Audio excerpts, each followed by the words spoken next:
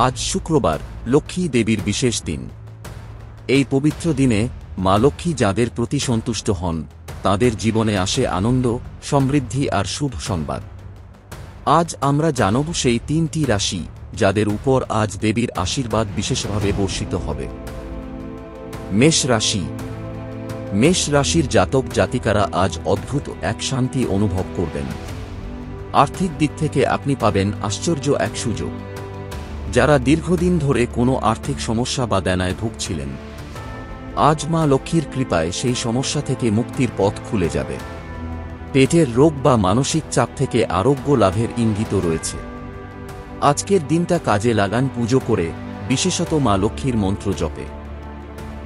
কর্কট রাশি। আজ কর্কট রাশির ভাগ্যে রয়েছে শুভ পরিবর্তন। কোনো পুরনো বন্ধুর মাধ্যমে আপনি পাবেন আর্থিক উন্নতির রাস্তা।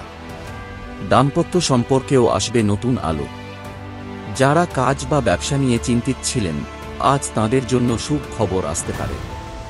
মা লক্ষ্মীর কৃপায় ঘরে আসবে শান্তি ও সম্পদ। একটি লাল রঙের কাপড়ে চাল ও 5টি টাকা বেঁধে রাখুন আপনার তিজোরিতে। তুলা রাশি। তুলা রাশির জাতকদের জন্য আজকের দিনটি অত্যন্ত শুভ। অপ্রত্যাশিত লাভের সম্ভাবনা রয়েছে, ব্যবসা, লটারি কিংবা উপহার। যাই হোক, আপনি হঠাৎ করে আনন্দিত হবেন। ঘরে বা অফিসে যারা আপনাকে আগে সম্মান দিত না, আজ তারা আপনার প্রশংসা করবে।